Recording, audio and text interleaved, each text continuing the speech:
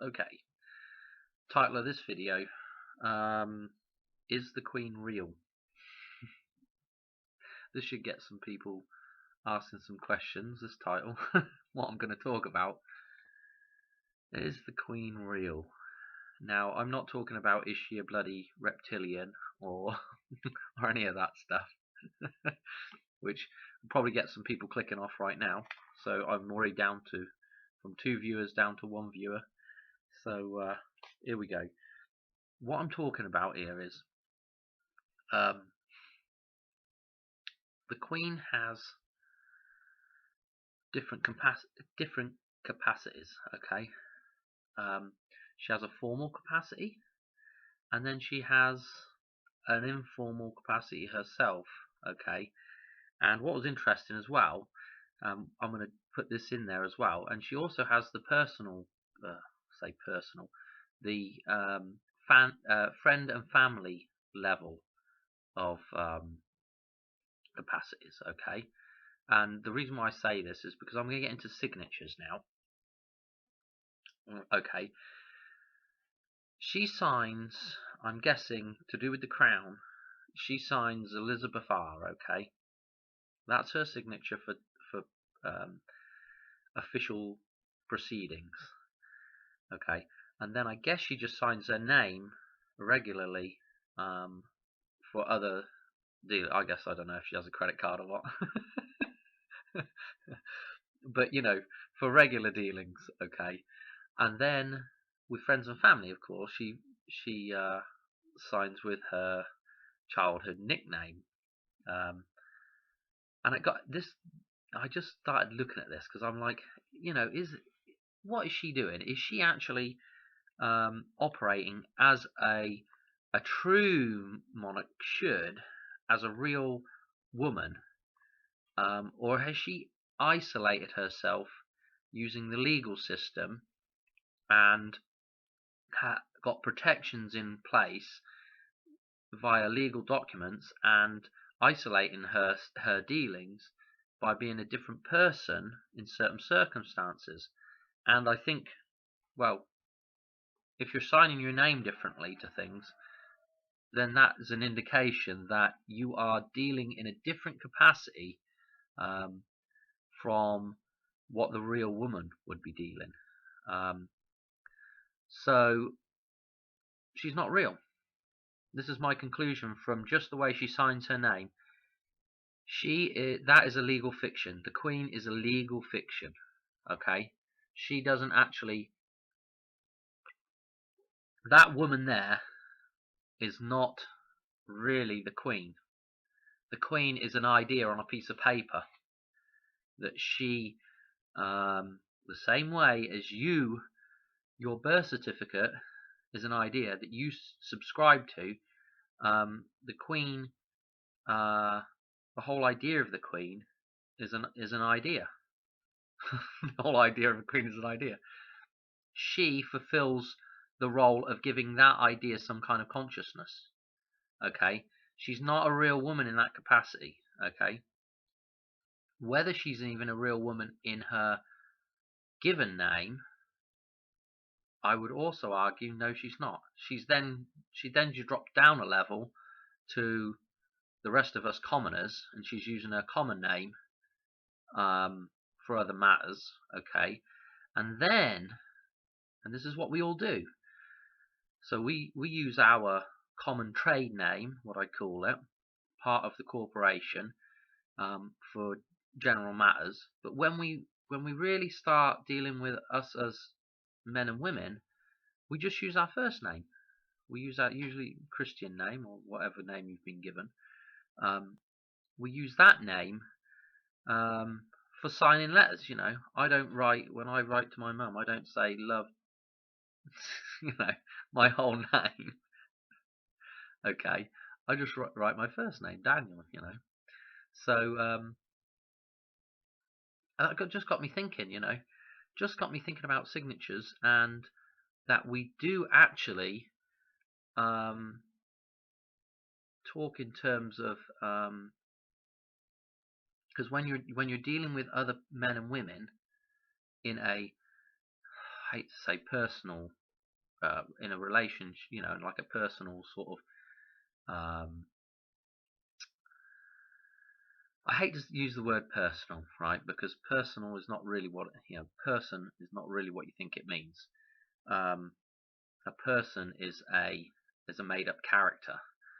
So, but when we're dealing with one another on an individual basis, man to man, woman to woman, we rarely use a surname. It's all first name stuff. So it's just a little tidbit to add into if you're trying to come out of the system. Really, your given name is good enough for anybody that you know, isn't it? Your first given name is good enough. And while I'm on this subject, actually, because this video is way too short for one of my videos, it's got to be at least over 10 minutes, doesn't it? I got some notes here on some other stuff. And yeah, I was thinking about surnames earlier on today. And I was thinking about the whole thing of, when you're created, you take half of your mother's DNA and half of your father's DNA. And that combined creates you. Okay? So it's a sharing thing. Okay? Now, when we talk about surnames and names that are given to you, okay, so your first name is usually given to you. It's usually agreed upon between your mother and father. Okay, that's usually, sometimes it's unique, sometimes it's not. Maybe it's your father. It might even be your father's name or your grandfather's name or whatever. But usually that name is decided upon and is given to you, as a man or a woman. Whereas the surname is something that's passed on. It's your trade name. And I think before they had the birth certificate way of snapping people into the matrix, the legal matrix, the surname probably fulfilled that role. Okay, so the surname would be your merchant or trade name. So like Henry Cooper or John Smith, or Jack Carpenter. That last name indicated what your trade was and what your commercial identity was. Okay, but whenever we talk about like identities between men and women, we rarely use the surname. We always use the first name. Okay, so this is another key thing about actually finding yourself, coming out of the system, and actually making that discernment between what is a fiction and sort of corporatized, and who you really are as a man. Because who you really are, that name's given to you from your parents, the same way as they gave you your DNA. Okay, so that name has been created especially for you, whereas the surname is simply just passed on, in terms of, and it's a one-sided passing on, and likelihood is that nobody actually created that name apart from somebody that was trying to get some taxes from you. So it was probably, if I was to think in English terms, there was, because we did a lot of research, me and my mother, about concerning some legal matters, and before we had the birth certificate, of course, they were still taking censuses quite a long time ago, but where you would go to look for your research would be the tithe, and that would tell you who was paying taxes, and of course they use a surname there, and it's to distinguish between people. It's a way of affixing a different person, a different persona to people in order to take taxes from them. This stuff's been going on a whole lot longer than just the birth certificate. This goes back a long, long way.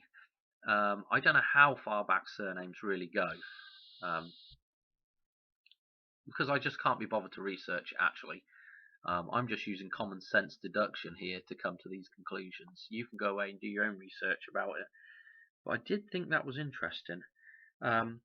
Because, you know, if you're really to think about the way a surname should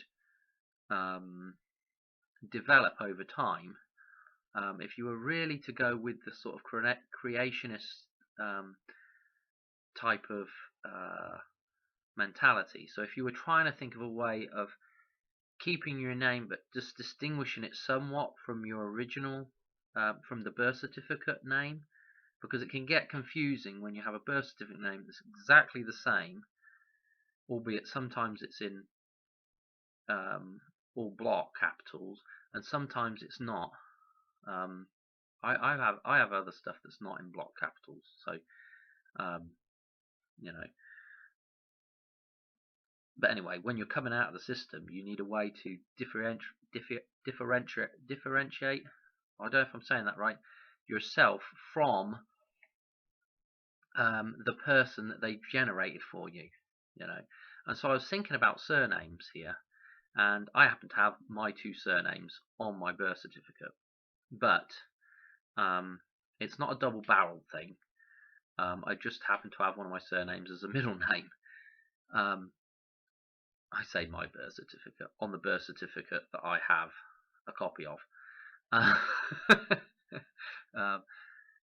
But what's interesting is, I was thinking about, so going back, I was thinking about how you would create a surname based on actual creation rather than given by the system. And the obvious thing is a double-barreled surname. So you'd have, or a combination of surnames. So if you had somebody like, I did an example, if you had somebody like called like John Burns, right, and you had Margaret Steiner, together you could combine those 2 surnames and you'd have Bernstein, you know. That would be an amalgamation and a completely new creation of a surname there, okay, which would be, it would still hold true to your actual family names, but it would distinguish you from the system. I'm kind of past all this BS about distinguishing yourself from the system, because the system actually doesn't have any jurisdiction on a real man at all. But it's just an interesting thing. I thought this could help somebody that doesn't know this stuff. So if somebody's trying to read a document you've written, it's going to be very difficult for them to distinguish between the same name written once concerning one thing and then saying you're not this name, but you're this name, and it happens to be the same name, you know. So what I'm thinking about is how to make it easier for you to write a document that somebody else can understand as well. Anyway, that's about all I've got on that.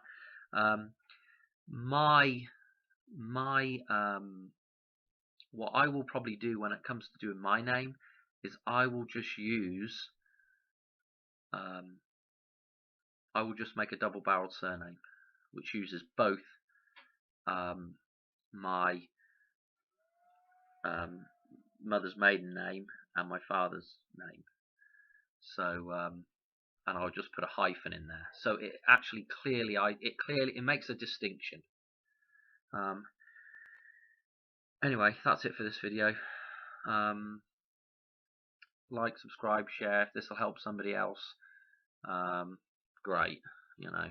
Hate, and leave a comment. Hate, do whatever you want. Anyway, that's it. Cheers. Bye.